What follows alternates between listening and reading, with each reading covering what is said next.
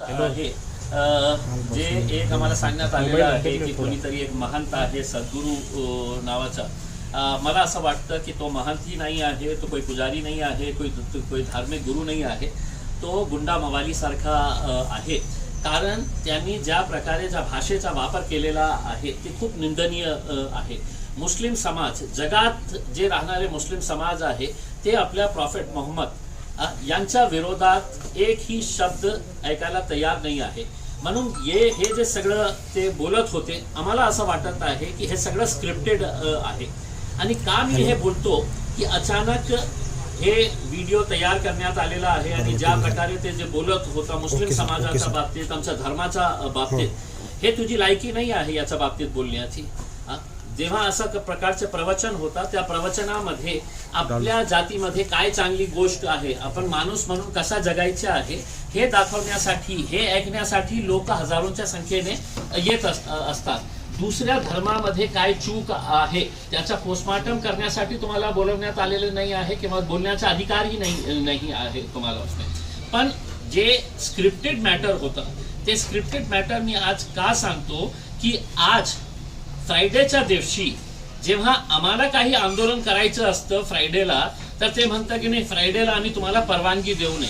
मग आज महाराष्ट्रामध्ये नंदुरबार मध्ये सकल हिंदू समाजाचा मोर्चा कोणत्या मुद्द्यावर की बांगलादेशमध्ये जे हिंदूंवर अत्याचार होत आहे की त्याच्या विरोधात, नाशिकमध्ये त्याच मुद्द्यावर मोर्चा नमाजच्या वेळी, मग अमरावतीमध्ये त्याच मोर्चा नमाजच्या वेळी। हे काय सिद्ध करतं? हे सिद्ध करतं की महाराष्ट्राची सरकारला कोणत्याही परिस्थितीमध्ये या राज्यामध्ये दंगल घडवायचं आहे।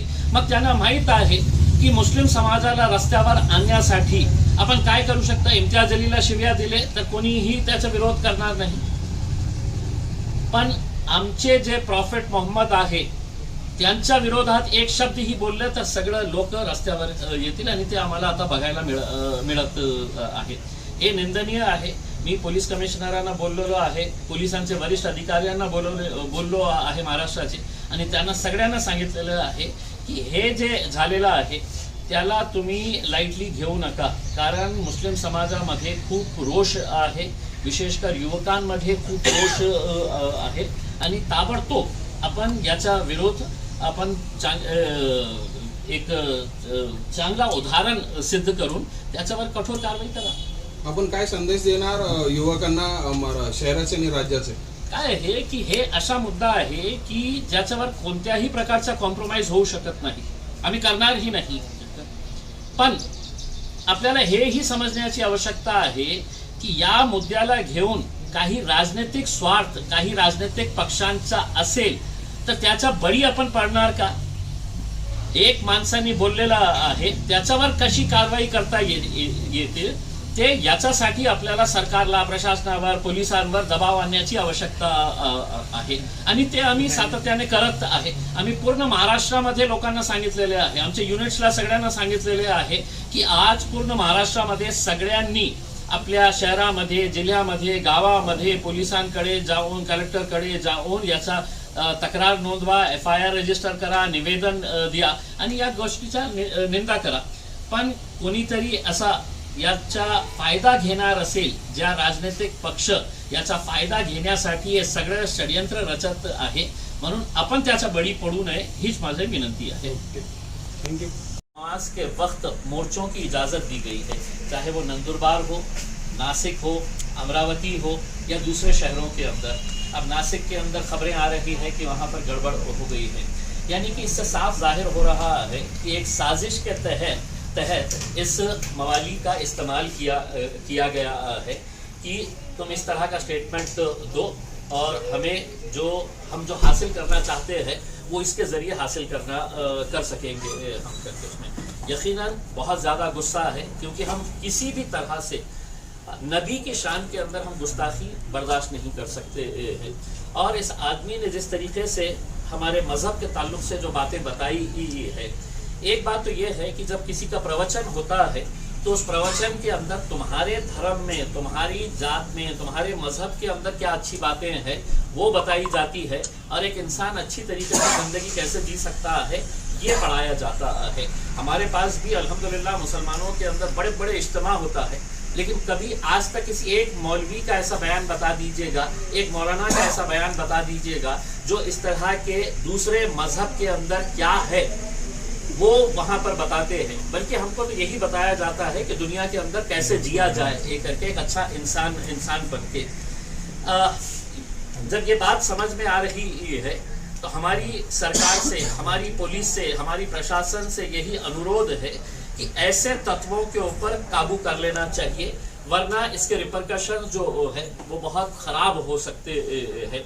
हमने इससे पहले भी देखा है, जब भी नबी की शान के अंदर गुस्ताखी हुई, लोग किस हद तक चले गए हैं। और ये हमारे ज़िले का होने की वजह से हमारे लिए और ज़्यादा अफसोस की और गुस्से की बात है कि हम ऐसे सांपों को हमारे पास पाल रहे हैं कैसे। आप पिछले कुछ दिनों का अगर आप ये देखेंगे, आकलन करेंगे, तो एक नितेश राणे नाम का एक भाजपा ने छोड़ा हुआ पिद्दू है, वो पूरे महाराष्ट्र के अंदर जा के किस तरह के बयानबाजी कर रहा है। मकसद उसका भी साफ है कि किसी तरह से ऐसे भड़काऊ बयानात दे कि जिसकी वजह से मुसलमानों का गुस्सा फूटे और वो लोग सड़क के ऊपर आए करके। तो ये एक, मैं समझता हूँ कि एक राजनीतिक षड्यंत्र का हिस्सा है और हमें बड़ी समझदारी के साथ काम लेना है। ये वीडियो जैसे ही आया, हमने इमीडिएट हमारे पूरे महाराष्ट्र के यूनिट्स को हमने आदेश दिया कि आज हर शहर में, हर जिले के अंदर इसके ऊपर एफआईआर रजिस्टर होना चाहिए। हर तालुके के अंदर है तो निवेदन दीजिएगा, एफआईआर रजिस्टर करवाइएगा। मैंने सुबह उठते ही यहाँ के पुलिस कमिश्नर से बात की। पहले 2:30 बजे का उन्होंने टाइम दिया कि 2:30 बजे के टाइम के ऊपर हमने कहा कि हम कुछ मौलानाओं के साथ आपसे मिलने के लिए आना चाहते हैं करके तय हो गया। लेकिन बाद में मुझे उनके पास से खबर आई कि 2:30 बजे डीजी मैडम ने है तो एक वीसी रखे है, वीडियो कॉन्फ्रेंसिंग रखे है, तो वो बहुत अहम है उनको अटेंड करने के लिए। तो वो जैसे ही उनकी वीसी खत्म होगी वो हमें टाइम देंगे कि आप आ जाइएगा करके।